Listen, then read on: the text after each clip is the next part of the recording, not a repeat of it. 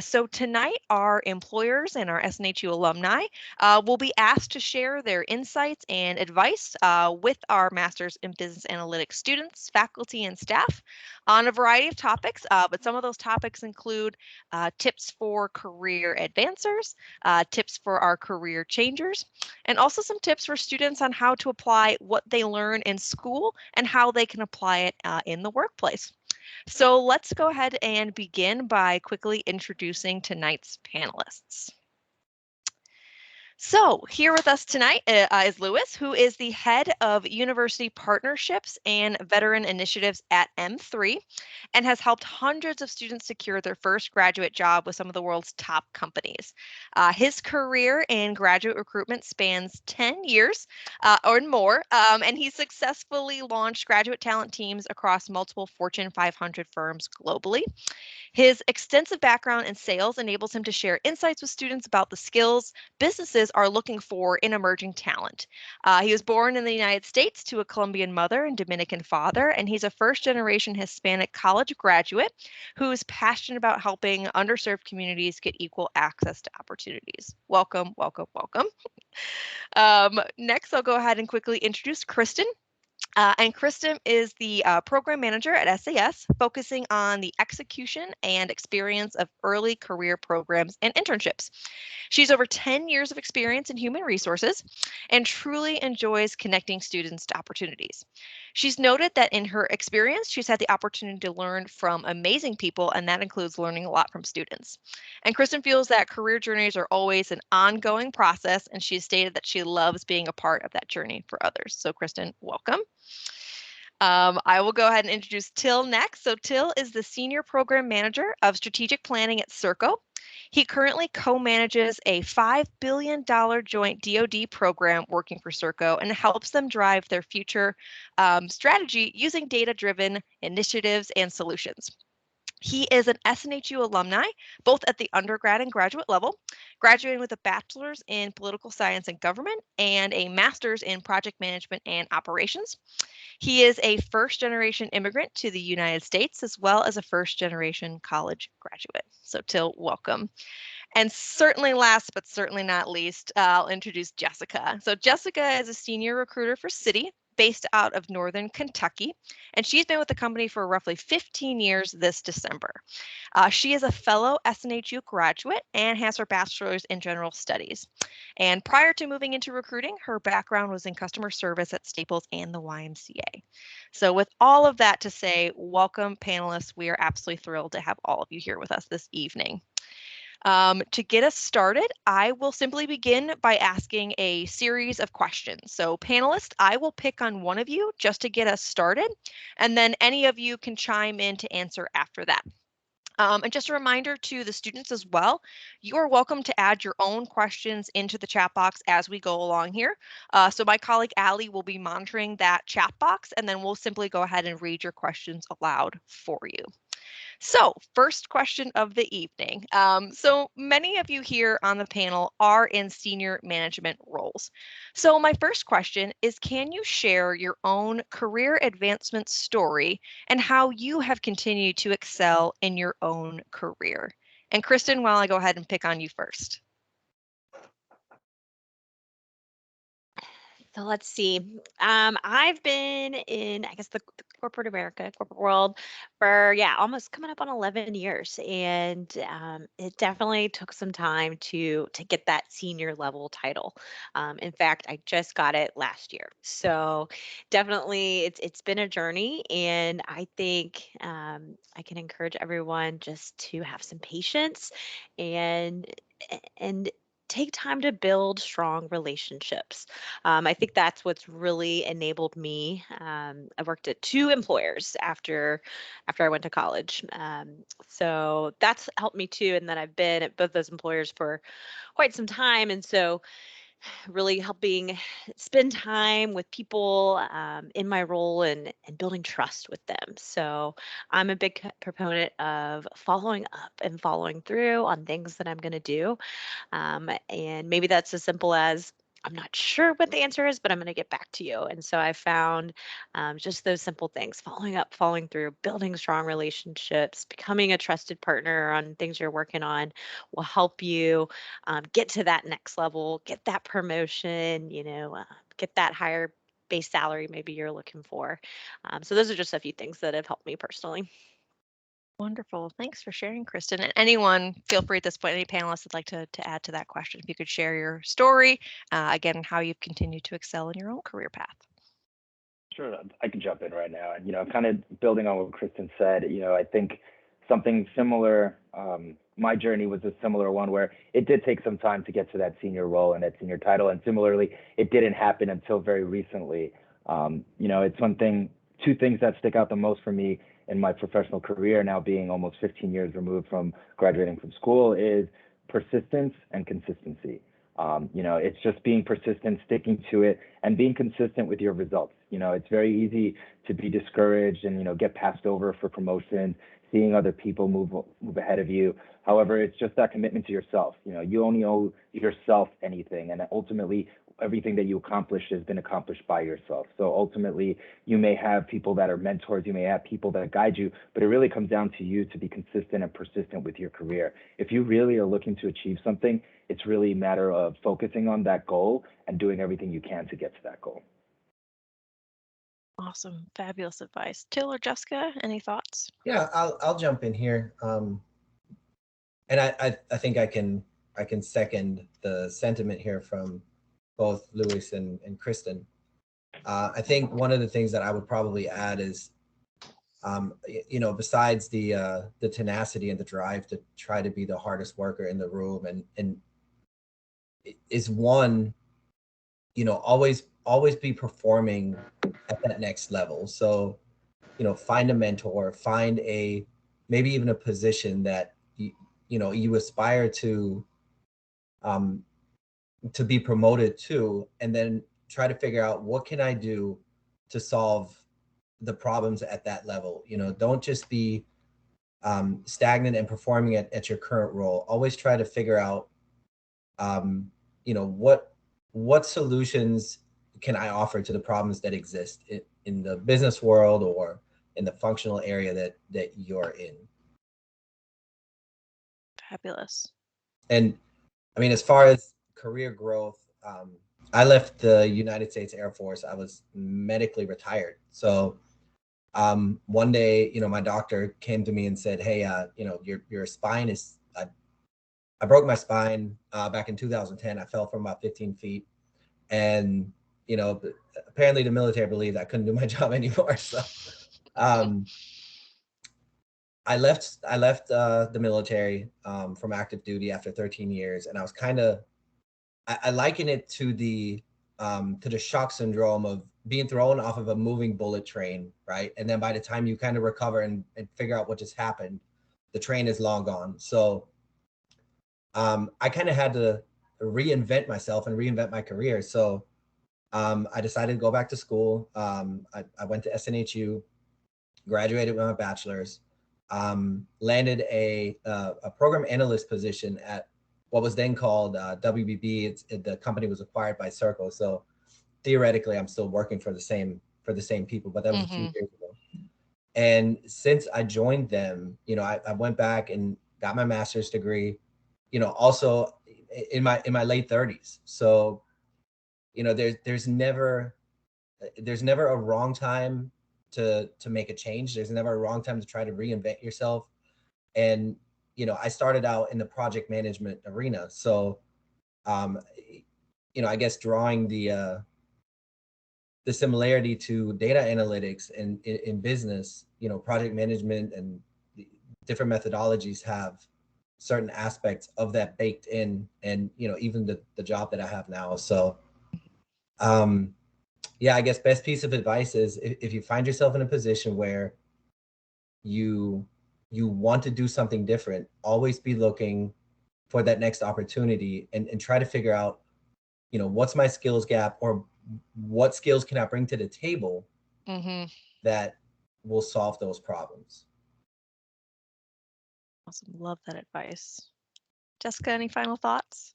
Yeah, I'll just a couple of thoughts. I was trying to write them down. I'll say the ADD meds wear off at this time of day. But so first of all, I did customer service for years and years, and it was 5 years at a company, and then I'd get bored and find the next thing, and then 5 years.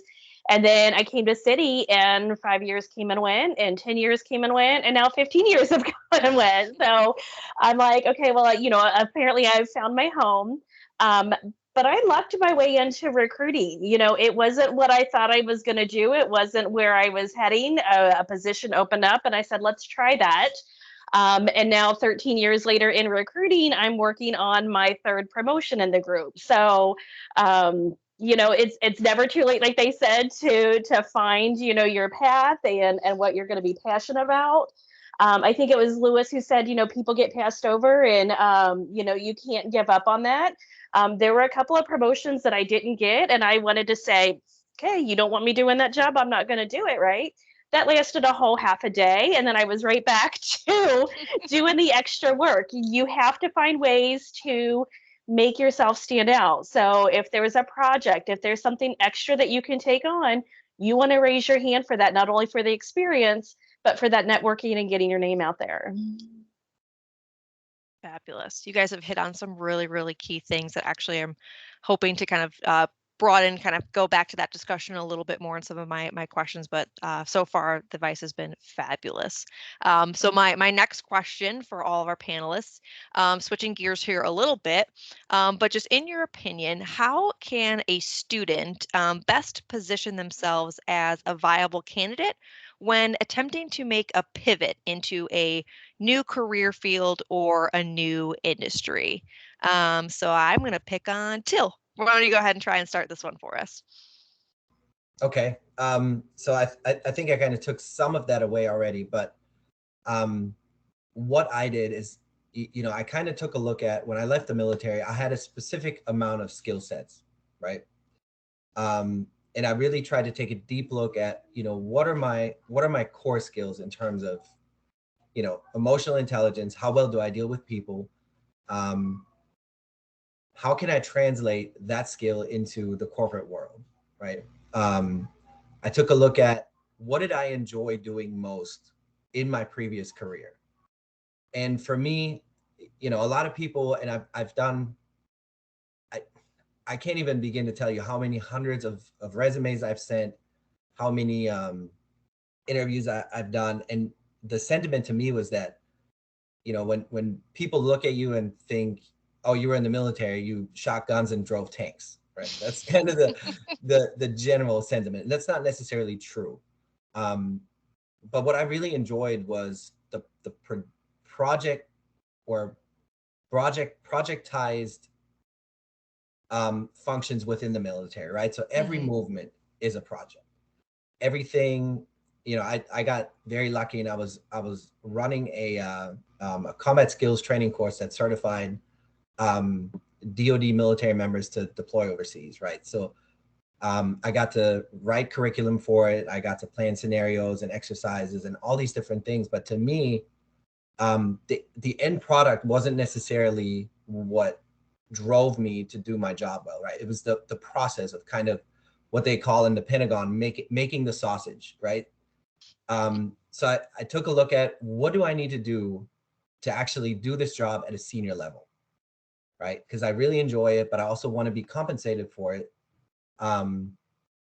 So I went on and read tons of job boards. I tried to network with as many people as I could. I tried to figure out where can I go get education that will bridge that skills gap, or at least bridge the gap from an educational perspective. Because, we all do project management, whether or not it's grocery shopping or whether or not it's planning a vacation, like you guys were talking about earlier. But for me, I was like, I thought to myself, what can I do to basically shoehorn myself into those positions? And then, I found a few certificate programs that I started with. Once I completed my bachelor's, then I was kind of able to break into that field, right? And then I added the master's degree on top of it. And there's a few other industry certifications that you can go and get in my case. So I guess the best advice I could give is figure out what it is you want to do, and then do a really honest skills analysis, figure out where your gaps are, and Mhm. then try to fill those gaps. And there's, in my field, there's tons of internships, there's tons of skill bridge programs that you can do. And the key thing is network with people in that industry and just talk to them. And LinkedIn is such a perfect resource for that. I've had people contact me before, and I'm always willing to share my journey and how I was able to get into the position that I'm in now. That's great, Till. And you actually brought up a really interesting perspective, from looking at it from like if you were wearing kind of recruiter lens or like a hiring manager lens, there are definitely ways that a candidate can kind of either stand out through more of like a formal application or even their application documents. But I like that you made a point to mention how you, as, someone who was also looking for unique career opportunities. You kind of took it on a personal spin, and how you kind of described that how you took, the best opportunity to make sure that you were showing that you are the viable candidate. So I just really, really like and appreciate that perspective. And so keeping that kind of in mind, I'll open it up to the rest of the panelists to kind of even share both ways, putting it from that recruiter's lens of reviewing kind of a candidate who's making that pivot, or how did you personally and professionally manage maybe potentially a change in your own career. So I'll open that kind of back up to the panelists. So I'll jump in from the recruiter side. So for most companies, your resume is going to be reviewed by a recruiter before it even gets to a hiring manager. And it is not unheard of for us to have 50 or 100 resumes to look at for every position that we're filling. So you do have to make yourself stand out. When you're making these career changes, and maybe your schooling is more relevant now to the work that you're trying to do than your work history has been, but on your resume, make the most relevant information be at the top. Readjust it for every company that you're applying to, for every position, tailor it to what they're looking for. But if your degree is most relevant, put your degree at the top instead of at the bottom. If your work history is most relevant, put that at top and put your schooling at the bottom. And then, like Toe was saying, I'd love to hire people from the military because they do bring in so many different skills. And you'll hear me say this a lot today, I think, is look for those relatable or their translational skills. Maybe you haven't done people management, but you've done coaching, you've done leadership in other ways. Make sure that is demonstrated on your resume so I can see that. Absolutely, Jessica. And my title says program manager, but I've also been a recruiter at SAS for many years too.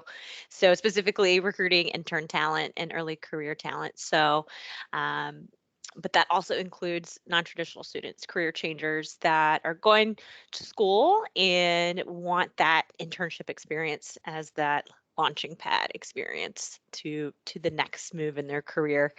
So oftentimes I'll see successful folks getting an internship with us in that situation that have taken the time to really sit down and think through what relevant information should go on the resume.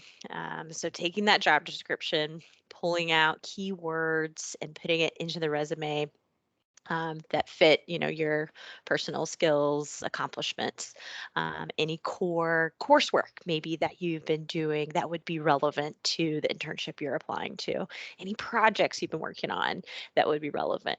So it's a balance of showcasing all of your career accomplishments, but also to the relevant stuff that maybe you're doing at school when you're applying for that internship. So if you've got any friends in HR that have connections with like some type of career coach or career services, lean on those people when you are working on your resume. It is critical to spend time on your resume. And I know it is a pain in the butt sometimes. It's one of those things you're like, okay, I'm going to work on it this weekend. I'm going to carve out time. I'm going to work on it over spring break. and then you sit down and you're just like, "Ah, it is hard to write about myself and to articulate some of those important words and pulling out those keywords from the job descriptions." So the more that you can lean on your network of people that are good writers, maybe even just a friend that was an English major and is just a really strong at communicating. You're like, hey, you know what? Even when I text with you, your text messages sound great. Would you be willing to help me with my resume? Come up, brainstorm with me, and you'll find that it's just so much easier once you start talking with someone, and then maybe they can, make some recommendations for you. I've found success with that personally too. Um, Believe it or not, there are resume writers out there. I think it all depends on who you work with. Some are going to be better than others, but I know that the career services at universities are a big help too. Yeah. And Awesome. that kind of ties in. I was going to say, your point, Kristen, and even, tying it back to what Phil mentioned is, I think it all comes back to networking. I think it is important to leverage that network that you have. LinkedIn is an amazing tool. It's your virtual resume, but it's such a great networking tool. People don't realize it sometimes, but the way it works is when you connect with one person, you're actually connected through your entire network. So you become visible to somebody's network. So it's really important when you do connect with people thoughtfully, meaning identify people that you are looking to connect with that could get you more visible to other potential managers, hiring managers, recruiters, HR professionals. And that's really the point. I always encourage students to connect with me on LinkedIn, just because I've, over the last 15 years that I've been working, I've developed quite a large network. And it's always good because it is very full and robust, full of hiring managers, HR professionals, recruiters, different thought leaders across different industries. So it's just getting yourself out there and getting more visibility. And then, to Kristen's point, leveraging your network. If you have friends or relatives that may work in HR, friends or relatives that are recruiters, acquaintances that are recruiters, just have them once over your resume. More and more we're seeing applicants getting turned down because their resumes are basically chopped up and spit out by ATS systems. And ATS stands for applicant tracking systems, which is where you typically apply and upload your resume to when you are applying to these jobs. So having somebody else once over it, making sure that you're following a very straightforward template that is very modern and, more importantly, very simple and to the point, so that when it does get uploaded to an applicant tracking system, it's not going to disqualify you just because it jumbles everything up. I've seen people's resumes go into our system and it's supposed to be project manager, New York, 2010 to 2016, and it ends up reading Project York 16. So, I mean, ultimately, you set yourself up for these things. You put all this work into putting together a wonderful resume, and then it's not the right format. So it's just making sure, when you do apply, being thoughtful and careful when you look at the website. Some websites will tell you, the type of file format that they prefer. Mhm. Make sure that you're sending that file format and do yourself a favor. And then ultimately, again, just make sure somebody does once it over. It never hurts. It is very difficult to write about yourself, but really take that moment to really treat it as an exercise in being proud in yourself. Highlight your accomplishments. Pretend you're writing a resume or you're writing a description about yourself for yourself. Be your own cheerleader. Make sure that when you do read it, you're very comfortable with it. And more importantly, you're proud of what your resume says, because you've accomplished everything on that resume if it's truthful. Everything that you've received as far as awards, certifications, or degrees, you've worked hard for that. You should be very, very proud of that. And as you're writing your resume, just take time to really take that approach and say, you know what, I'm proud of what I've accomplished. How am I going to verbalize this? And how would I want to hear it if somebody's talking about myself?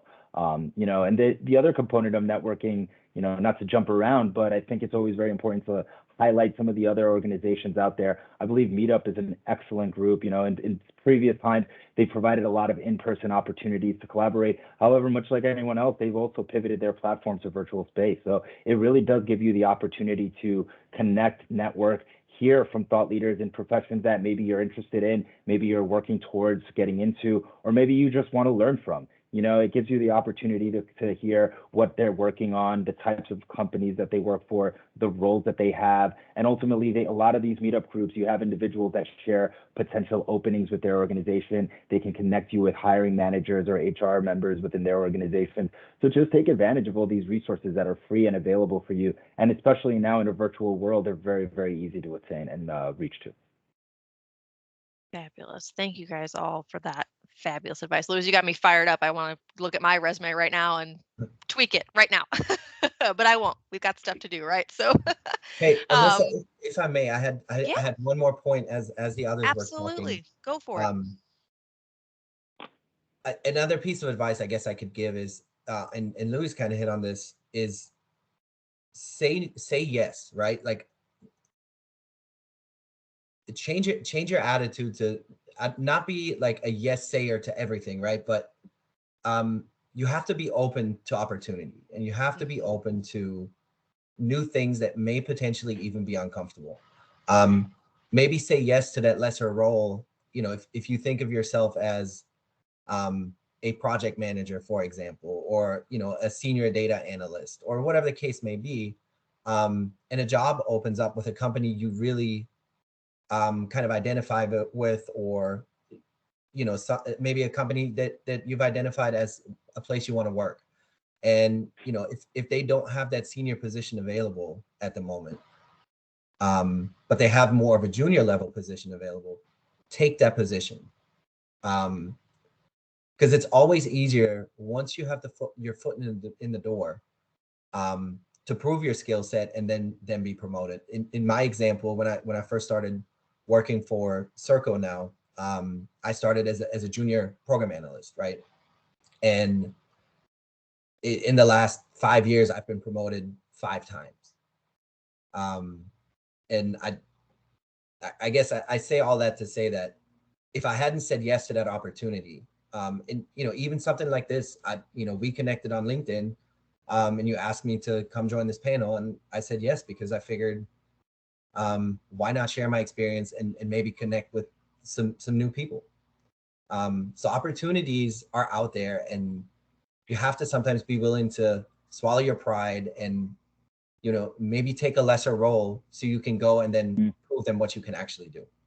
Sorry, that's all I had. Didn't mean to No, hijack that's the conversation. great. No, that's I'll really just great, Till. I'll chime in really quickly with one last thing, kind of on Till's point. I think it's worth mentioning that taking advantage of these types of events that career development offices and career services office host for you as students is really important as well. It gives you that opportunity to, while it is humbling to ask for help, they are there to help you. So it's important to have them work with you on your resume. They can set you up with employers to do practice interviews. They can set you up with employers to do resume critiques, and more importantly, they can set up events like this where you'll have opportunities to hear from different employers, different professionals, and ultimately these are the type of events that help you really formulate what you ultimately want to do with your careers.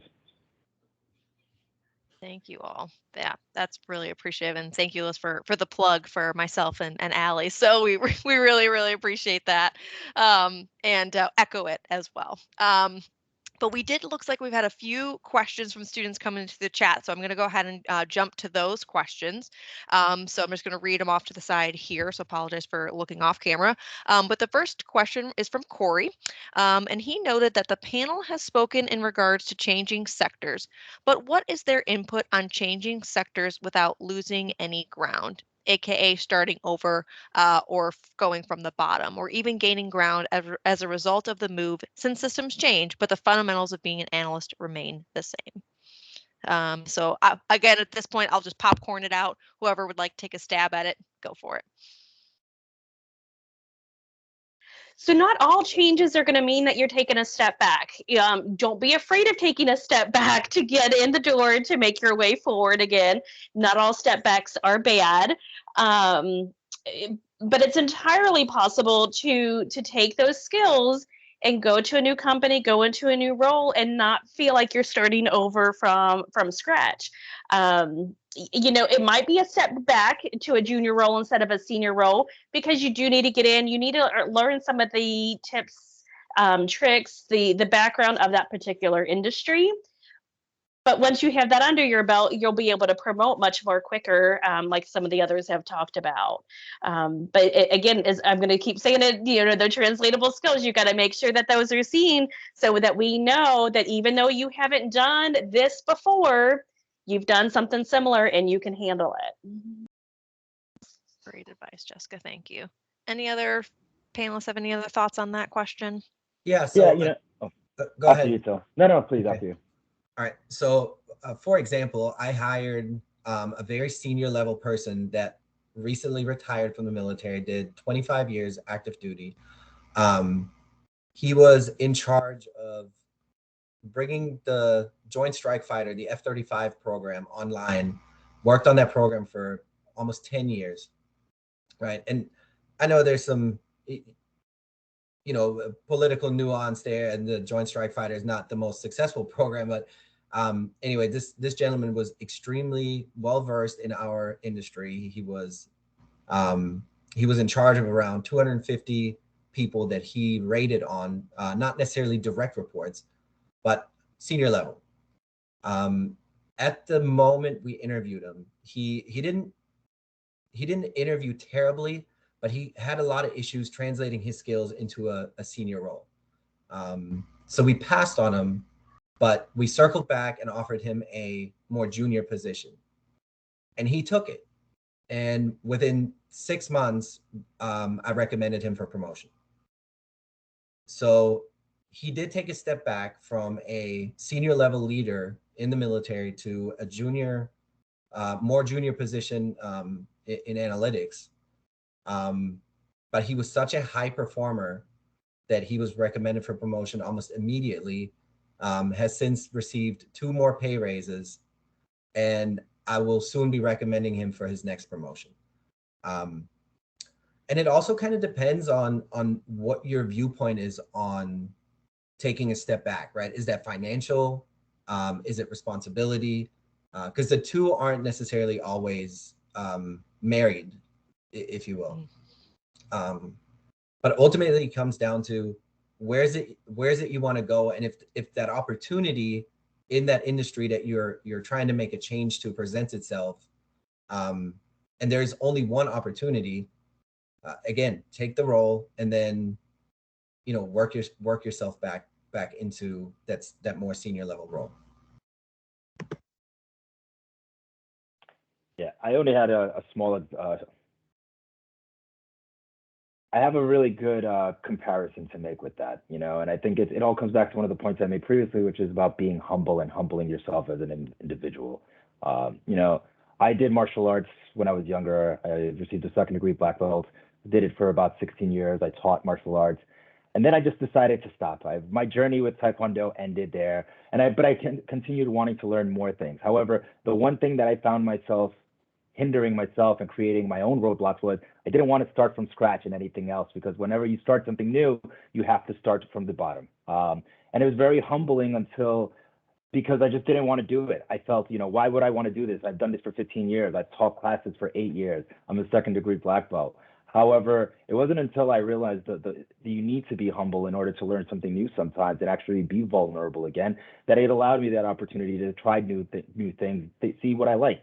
Some things I didn't like, some things I did, and I continued doing them where I casually still do things and I'm still evolving and I'm still learning, but now I know that I know multiple things rather than just one thing. So, I mean, there's nothing wrong in being a subject matter expert and just doing one thing really well consistently, but it very much limits you and it silos you. So, it limits you from learning, oh, I did a martial art that was heavily involved in kicks, but now there's the self-defense aspect that I'm not very good at. How do I become good at those things? And it's by taking that step back sometimes and starting from scratch and saying, you know what, I will take a more junior role just to learn more, because, to Till's point, the opportunities are there. If you take those skills that you learned previously, there's always going to be transferable skills in anything that you do. Again, starting as a white belt isn't as starting as a white belt completely, because I did have 15 years of martial arts training, and a lot of the basic foundation and fundamentals were there. So I was able to transfer that and move a lot quicker than other people that were starting off at the same level of myself. And I use that just because it's a great example of what you can do in a professional setting, and I think to that point,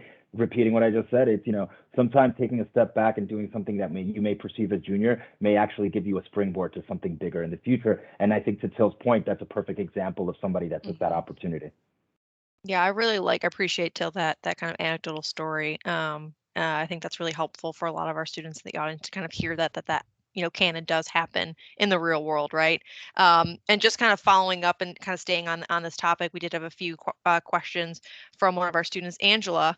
So she noted, how do I show on my resume that I'm willing to take a step back to start in a new career field? A lot of times she noted that she gets that response of, I'm too qualified. So what any advice would you have for students who may be looking to kind of note that they're interested in, maybe again, taking that step back necessarily on their application materials?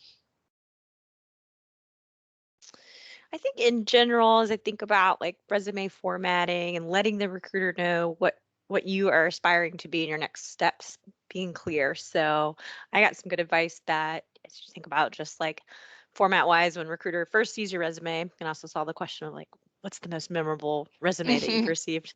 I think ones that are clear. So, you've got your name, your contact info, and then I love to see like a nice header.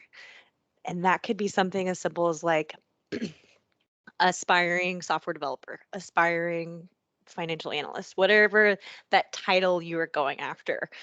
So maybe that title isn't specifically in the job titles you have at the moment or in the past, but that's what you're going after.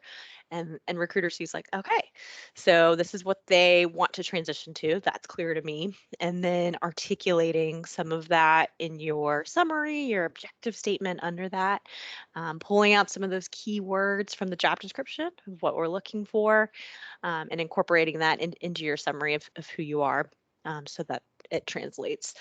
And then I think for me, definitely relatable experience is what stands out the most in resumes. So of course it's easy just to go into putting all of your work experience like in that chronological order. That's typically what a lot of candidates do.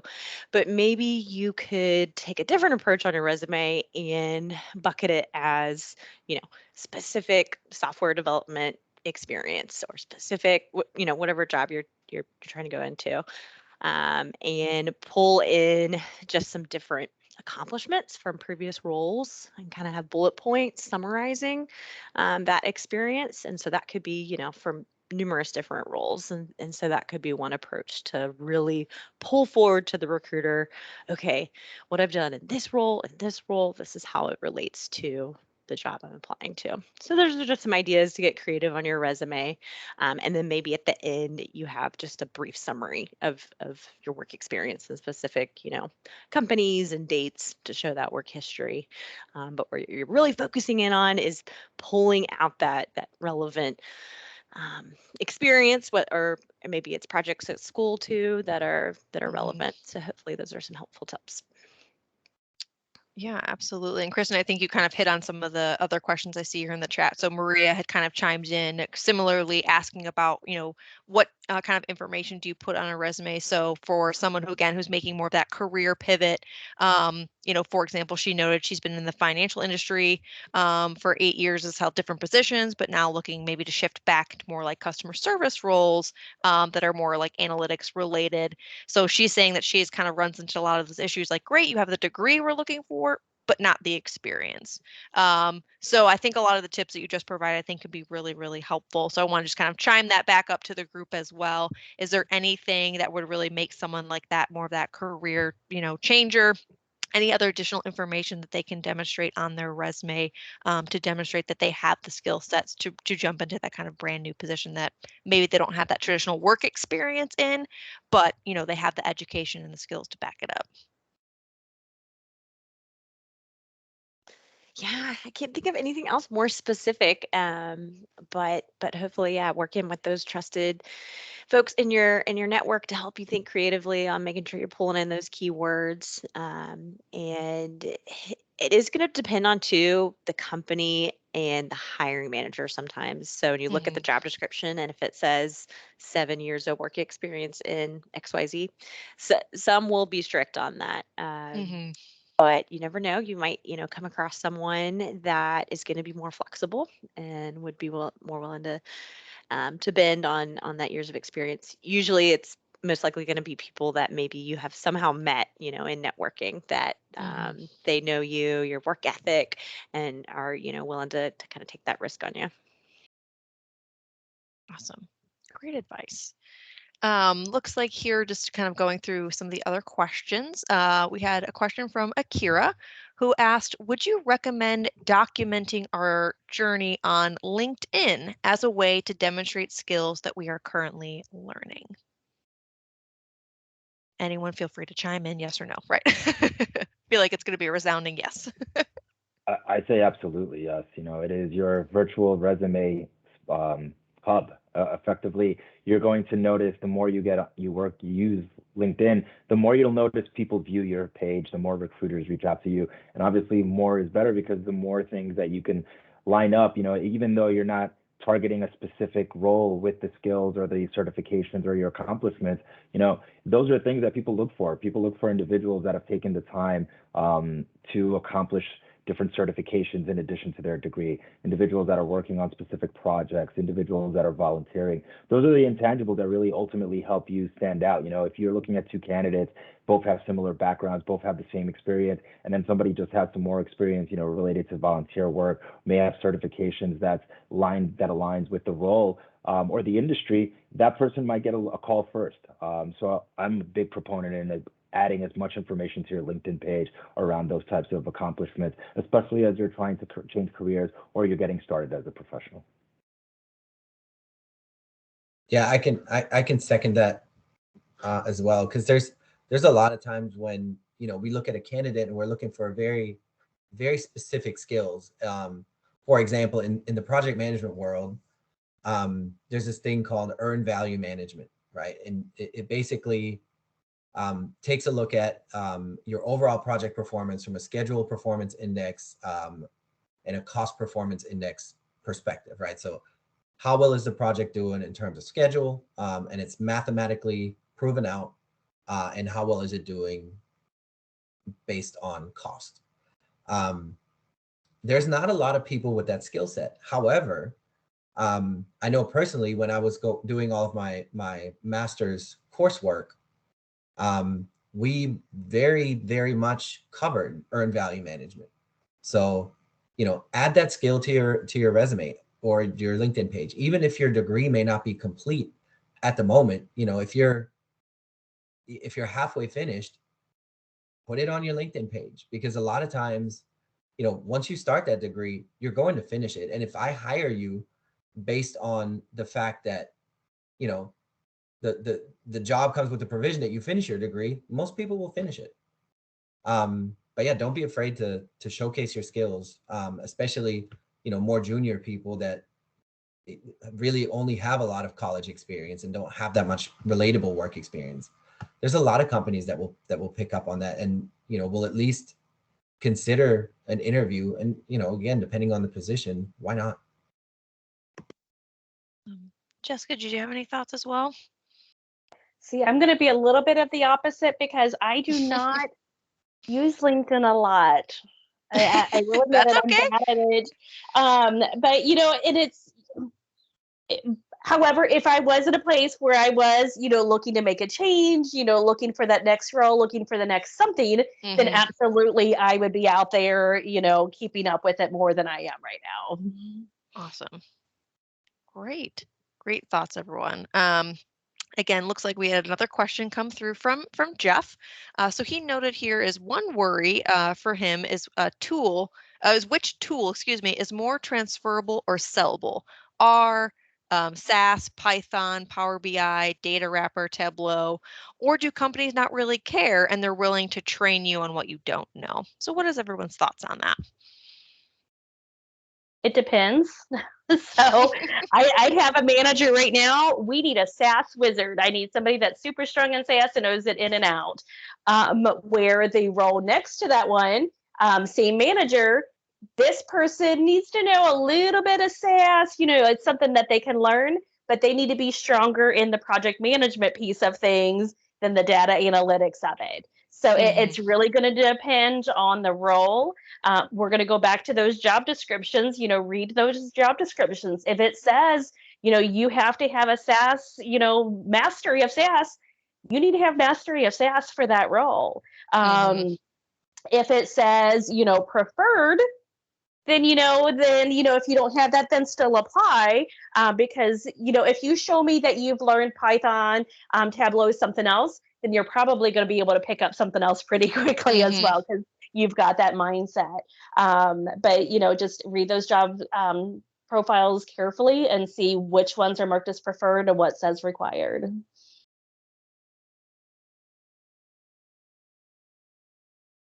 Awesome. Any other thoughts from the panelists about technical skills? Yeah, that's such a great point, Jessica. It can definitely be hiring manager preference. And I find the hiring managers that I really like to work with think big picture, think flexibly. They think about candidate's ability to learn.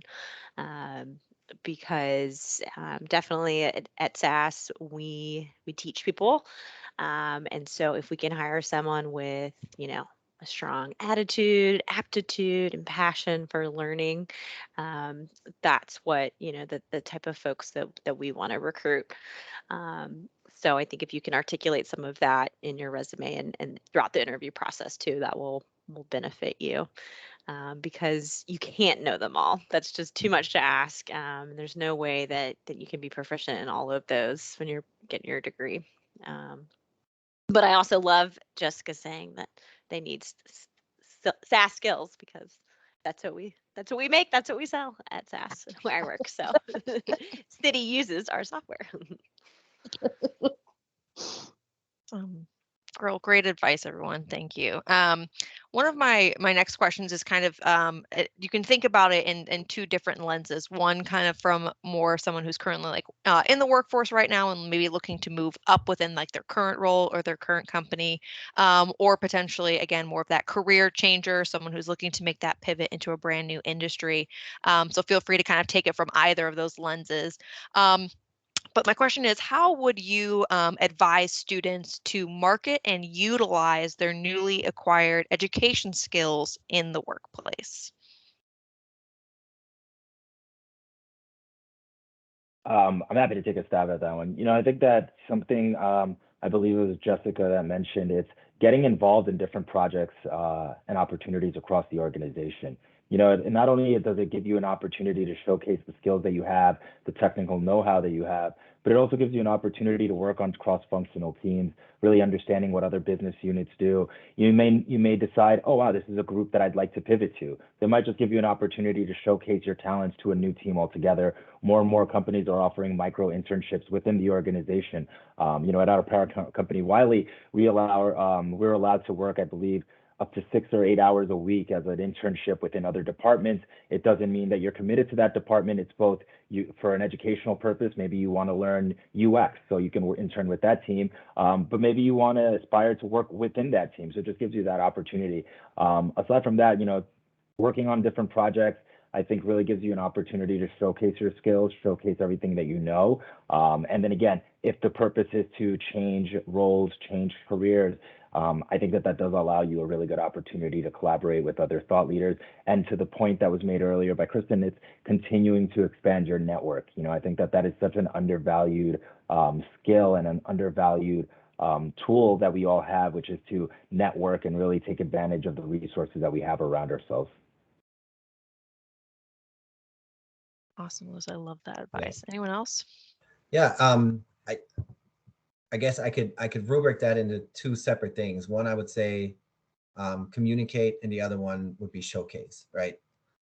And the showcase kind of goes along the same lines of what Lewis was saying, like offer yourself up to do other things. Everyone does their job.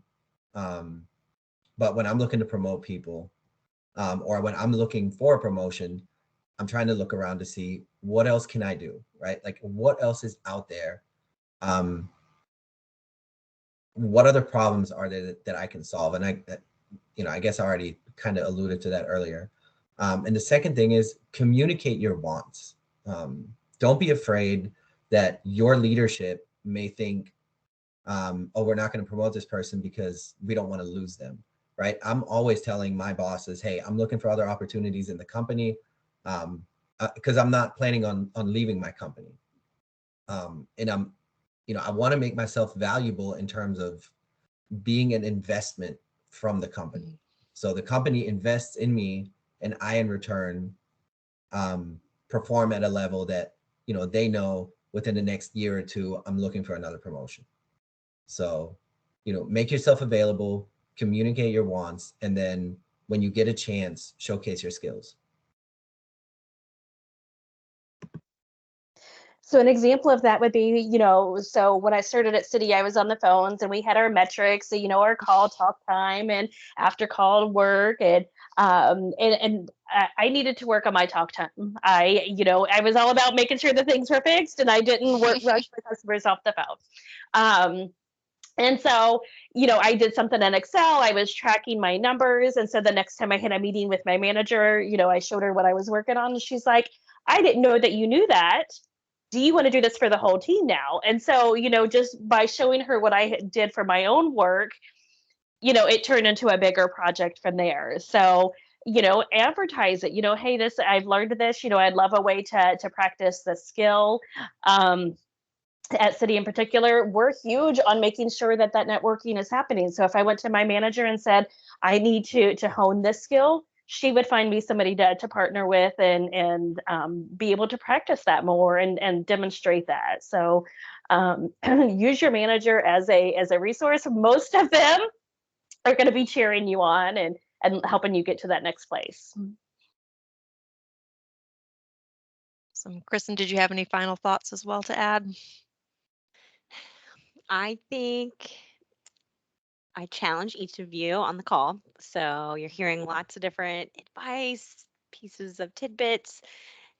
Write down one thing that you're going to do in the month of March from the advice you're hearing from all of us. Is it you're going to set up a meeting with your manager and talk about some of the skills that you want to use or something you want to highlight?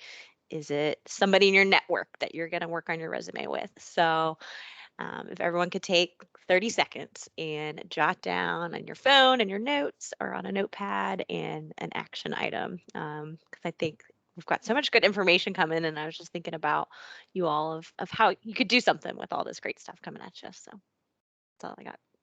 Thanks, Kristen. I love taking that like proactive one more additional step, right? Because it's a lot of information. You guys have thrown some fabulous advice, tips, and tricks around.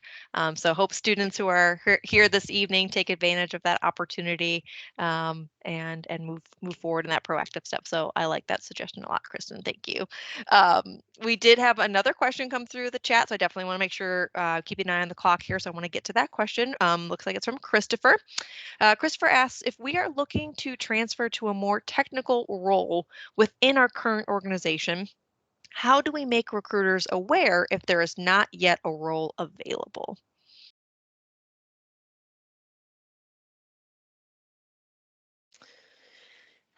So I would say if you feel comfortable having that conversation with your manager,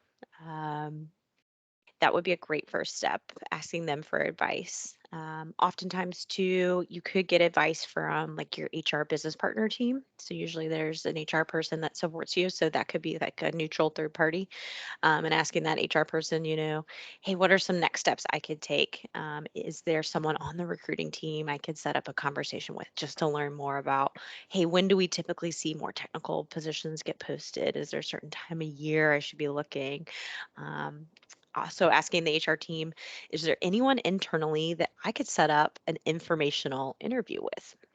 So you guys have probably heard of that. That's typically where you would set up a conversation with an employee and just to ask questions about their technical role, so that you are putting your name out there with different teams, and people love to talk about themselves. So you can ask them a series of questions. If you just Google informational interviews, you'll see some great examples of questions you could ask in those conversations.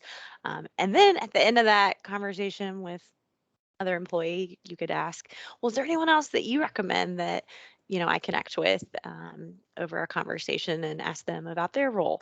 And so then you kind of find you're building that network. So those are some good ways just to get the process started if there's nothing posted yet. Absolutely. Build your network, make those connections. So I give talks all the time at our site to research the role that you want before it's posted. Once it's posted and you start asking questions, you're already behind the ball because the person next to you has already been researching that for 3 months. They've already made those connections. They've already done a side by side or an interview, not an interview, but a kind of info session with some of the management team over there. And they're, going to be ahead of the game. So do your research ahead of time. Again, use your manager as a tool to make those connections. Do your reach outs and see what information you can find out about each of those.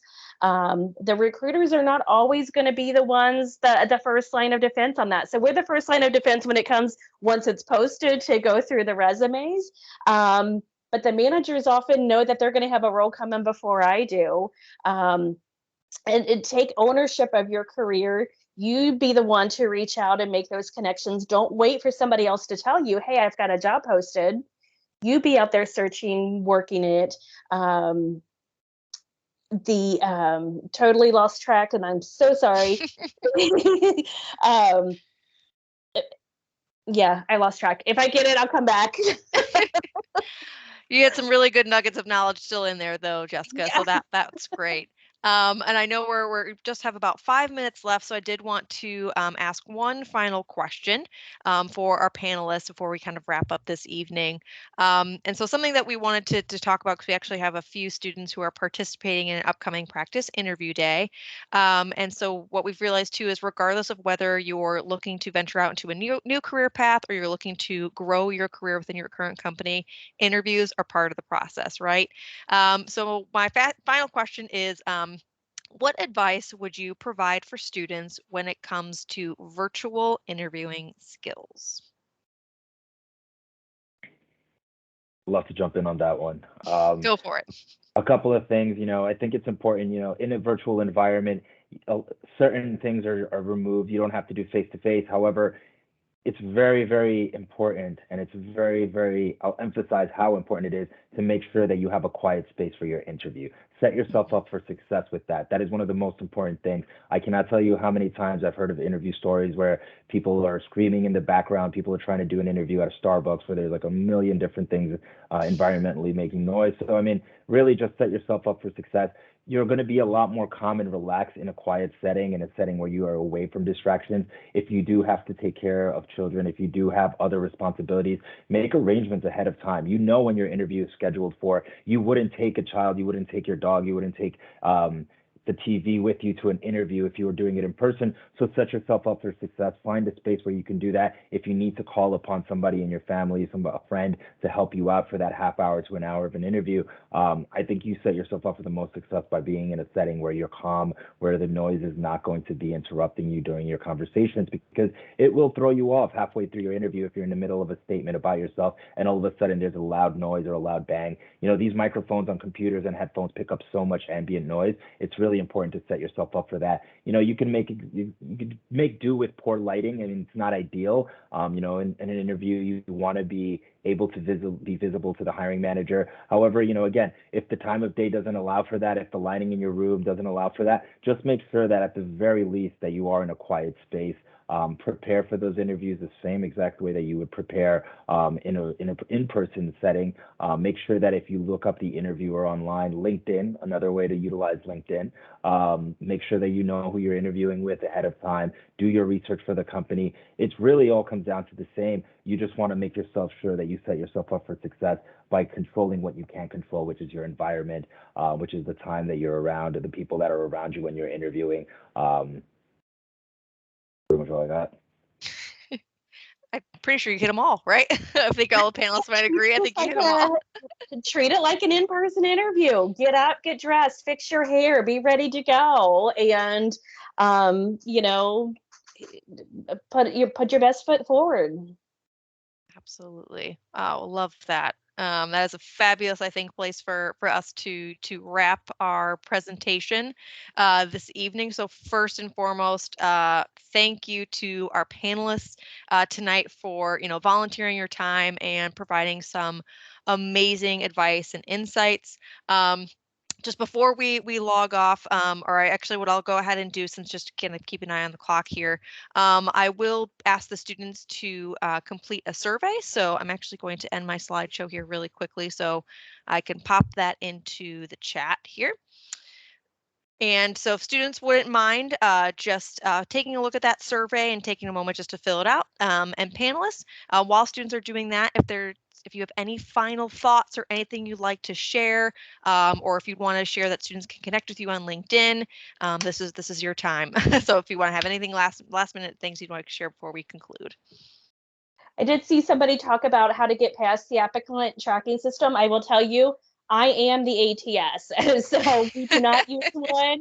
If there's 50 to 100 resumes, I'm looking at 50 to 100 resumes. So there's not always a computer on the other side. work on that resume. That's going to be your key to get in. Make sure that if you have an objective statement, that it's really something different than what I'm seeing in your resume. Don't make it just, I want to be a business analyst, supervisor. Well, I know that you want to do that because that's the role that you've applied to.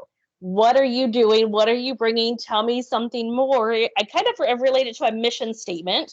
So going back to the somebody else's question is how to relate that I'm looking to maybe take that step back.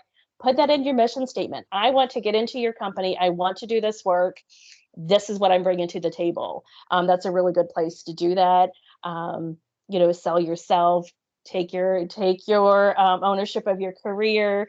Find those translatable skills. Sell yourself. Yeah, I like that. I agree. Don't get discouraged. The job search, searching for a job is not easy. It is cumbersome. It is a challenge. But if it would be easy, then everybody would have their dream jobs and nobody would need any help with that. Unfortunately, we don't live in this utopia yet. However, just don't get discouraged. There's always support. If you need help with anything, again, your career services office is there to help. We all, as employers that are on this panel, we all support the career services office. We're happy to help as well. So you do have resources available to you. I am an avid yogi. I practice daily, and one of the things that I always like to share with anybody on these panels is preparation meets opportunity. You never know who's going to be in a class. You never know who's going to be on a panel with you. You never know who is going to be in a networking session. So just always lead with your best foot forward and be proud of your accomplishment, and don't get discouraged by any rejections. There will be many rejections, but for every rejection, you'll be surprised how many positive opportunities will be available to you. Fabulous. Well, Yeah, thank you I'll all. second Go ahead, that Phil. too. Oh no, it's fine. All I want to do is I totally agree with Luis. Just put your best foot forward. There's going to be a tons of rejection letters, and sometimes it's one word on a resume. Sometimes it's a specific skill that they're looking for, and it's nothing personal.